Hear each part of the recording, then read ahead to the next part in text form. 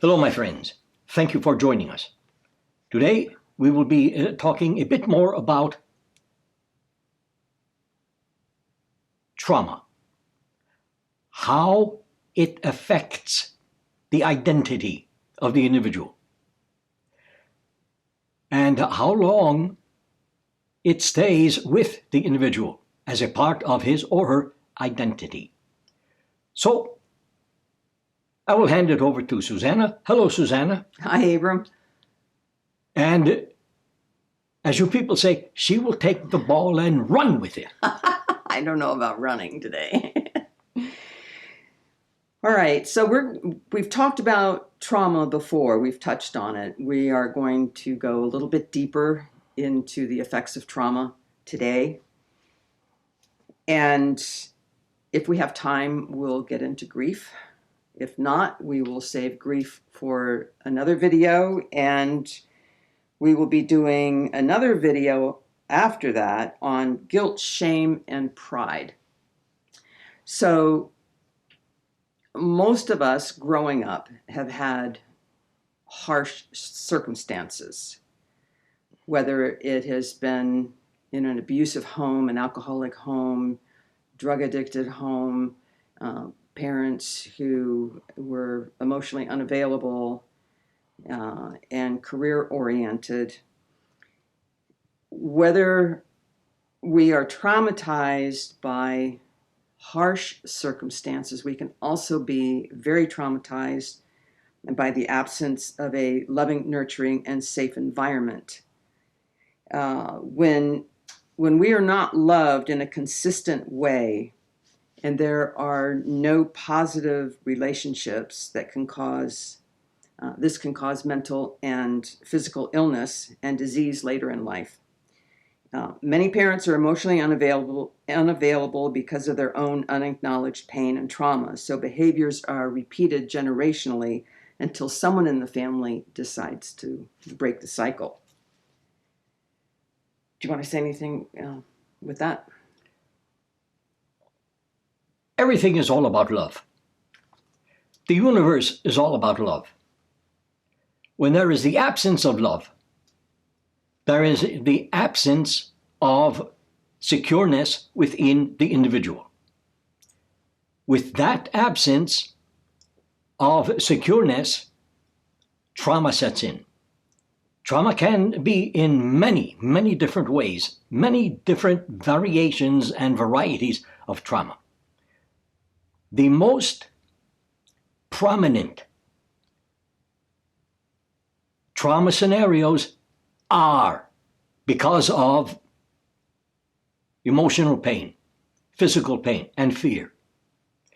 Now, let us say, as an example, a child is in a home with very little love and attention, very little. This causes emotions in the child to become, let me put it this way, unhinged. They are not stable. The child's emotions are not stable. They are not secure. So the child then has a problem with an absence of secureness or security within. And as time goes on, those emotions stay the same. And the absence of secureness and security will stay the same also. So as the child begins to develop into adulthood, that individual then will have what you call a problem, what I call a creative experience with being insecure in life. Now, if the home life was abusive, alcoholic or drug-addicted parents, taking their, as you say, stuff out on children. This is very painful, not physically, but emotionally painful for children. And they shy away from the parents when really they should be loved by the parents, taken care of by the parents, and close to the parents. But when they shy away from the parents, they revert into a sense of reality that is all about separation. They separate themselves not only from the parents, but from other people in their life as well. Because maybe if their parents had mistreated them, maybe someone else will do the same thing. So I think I will just stay by myself and stay away from people and enjoy my separation. But is it enjoyable? No, not really. Because it causes pain. Emotional pain. This type of emotional pain usually will lead to some type of illness of a physical nature and emotional nature. This is not a good thing. The child will grow up into adulthood, become the adult, being separated, causing the separation from all people in his or her reality. You have heard of those people who are hermits. They stay by themselves, don't want to deal with people. There are two types of hermit people. One type is those who are so secure they do not need people, and they are just fine with that, and that is just fine for them. The other one is they are afraid of people. So they lock themselves away in their own reality, not having contact with anyone else in any other reality, knowing anything else but their own reality, and being not able of creating reality in the best way, because they have no experience in life. So all they know is how to create their reality in one way, and they keep recreating it that way over and over again. Trauma, as I said, comes in many forms, many forms. Children are a target for trauma, and so are adults. Things happen in life. Things of a physical nature, and again, things of an emotional nature.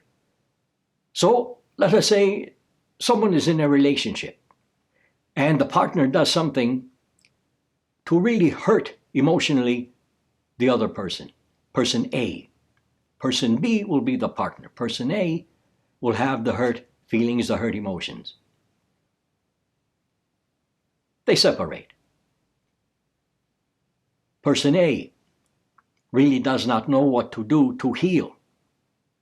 So person A, he or she, person A, will just stay the same, not healed, emotionally unbalanced, never being centered emotionally, and go throughout his or her life in that way.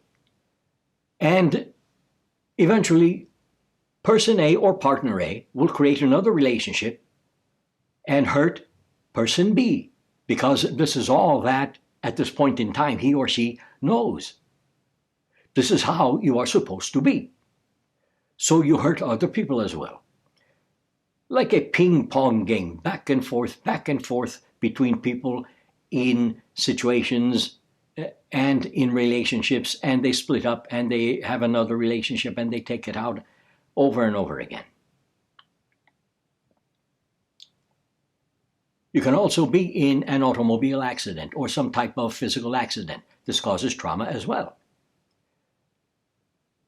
Any type of trauma will become a part of the person's identity, because the emotions that take place because of and during the trauma will embed themselves in the individual's consciousness. And of course, your consciousness will determine your identity. So, what have you to say, Susanna? I think you've touched on all my notes. So I'm going to go over just a few things. I do have a question. A lot of times, children, no matter how they're treated, love their parents. And they take it upon themselves that what is happening to them and what is happening in the family is their fault. Yes. And when parents get divorced, children tend to think it's their fault. Yes. Do you want to talk about that? Everyone has faults. Everyone is at fault. Everyone, no matter who it might be. Everyone. You, everyone. What is fault? Fault is a non-recognition of one's truth. This is all it is. When you examine your truth, and this applies for everyone, you find that there is no fault because there is only truth. And as truth will change with every action that you take, every emotion that you have, everything you say, everything you do, so will fault. So really, there is no fault. There is only a non-recognition of one's truth. So the children, yes, they love their parents, and they are treated in an ill way, not having enough love, whatever the case might be. Divorce, whatever it might be. And the children take it upon themselves to be at fault. Now, when, as they progress throughout their life, they can examine what is truth. I hear a lot about truth. What is truth? What would be my truth? When they can begin to examine that, the fault goes away. Because the attention is on truth. And the understanding is that the person himself or herself is truth. And truth always changes. So no one can ever say, what is your truth? If someone were to ask me, Abram, what is your truth? I would say, I really don't know. What do you mean you don't know? Well, you know, energy changes, right? Well, I know that. You don't have to tell me that, but I did anyway, just in case. And as energy changes, everything in the universe will change, meaning my truth will change also, because my truth is what I say, what I do, what I think, and all of that changes. I think that is enough for now. So, what else have you, my friend? Do you mind if I go through? I don't mind at all. Thank you. All right. So, as children, we create psychological defenses to survive in whatever situation that we're in. And it keeps us, as children and as we grow, it keeps people from living in accordance with their true nature. When early emotional needs, when early emotional needs go unmet, people become hyper-independent, loners, shy, emotionally unavailable, not needing anyone, or they may become someone who needs to be a caregiver, a people pleaser, people who will make themselves indispensable, people who need to be needed.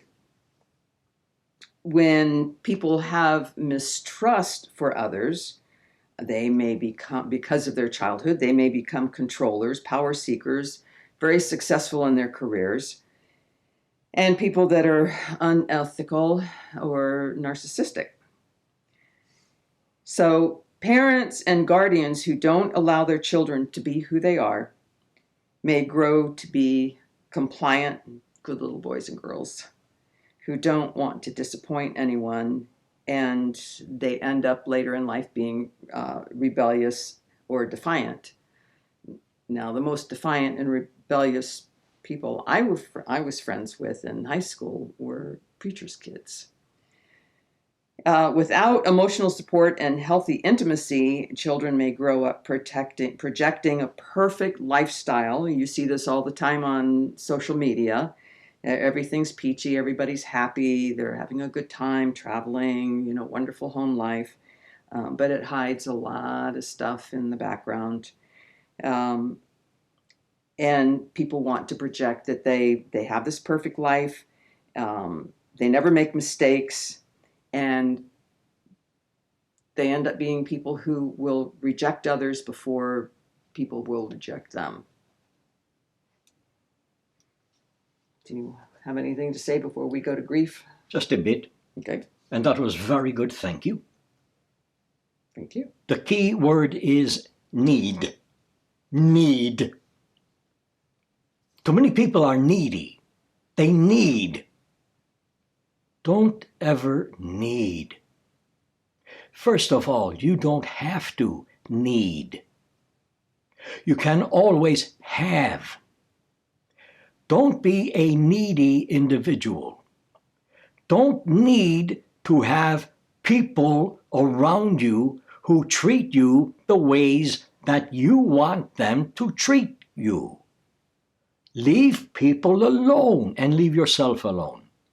Don't need. Need is not a good thing. Have is the best thing. Have it. Don't need it. Have it. Well, what is the difference? What do you think the difference is? Well, I think the difference is when I need something, I usually get it in a crazy kind of way. Absolutely. Now you are talking. When you have things, you have them just your way. Now, there are ways of having things also. You can have things or you can have things. When you have things, you have them with no expectation. When you have things, you expect from those things, and you will not get what you would like to have. Two things should never be in life and in reality and in the universe. Two things: religion and social media. Both of those things keep people from being themselves. I'm on social media. I have 5 likes on my post. Well, I have 35 likes on my post. Now I don't feel good about myself because I only have 5. So I will be depressed. This turns into trauma, and I will just lock myself away. Oh, stop it. Best things you can do, 3 things you can do that are the best things you can do with your life and in your life. First of all, stop watching and listening to news. Because all you hear is the garbage that people are spewing out. That is number 1. Number 2, if you are religious, that is fine, but you don't need to go to a building and pray to a non-existent icon or whatever you are praying to. Pray to yourself, because you are the religion.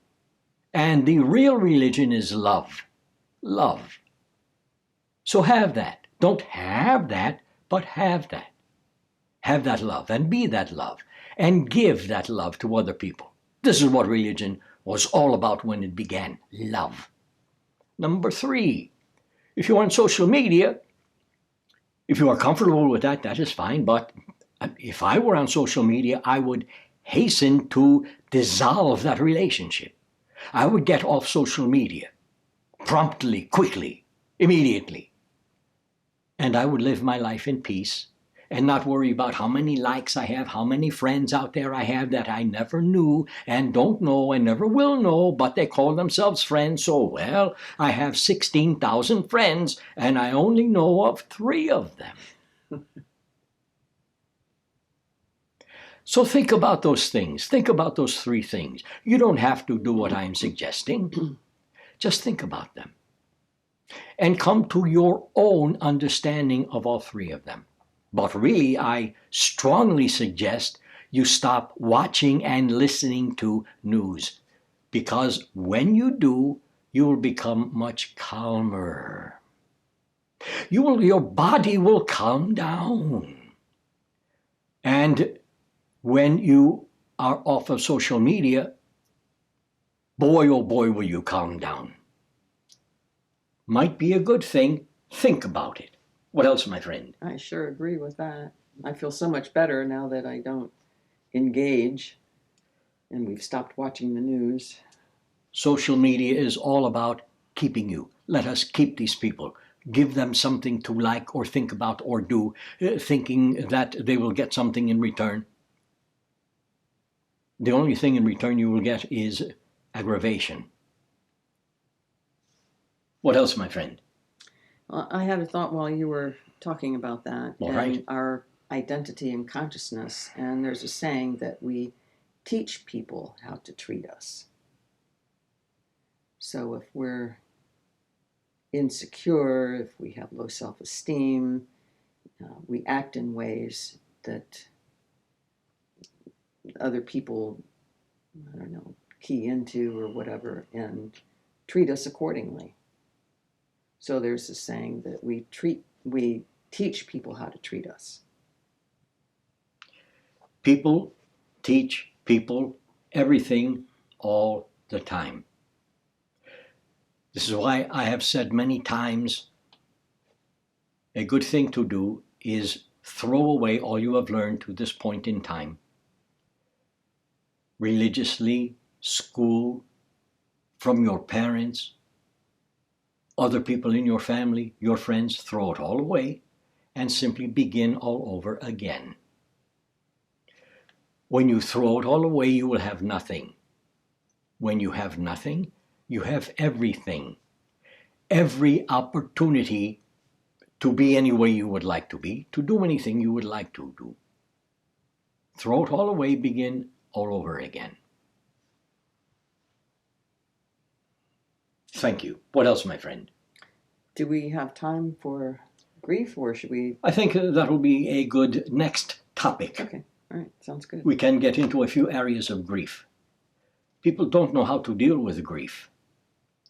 We will talk about that, and maybe ease the trauma of grief. So, Susanna, thank you. Thank you. I will thank all of you. This has been fun for me. I've enjoyed being with you. I love all of you. Love yourselves. Have love be your religion. Thank you. We will see you again.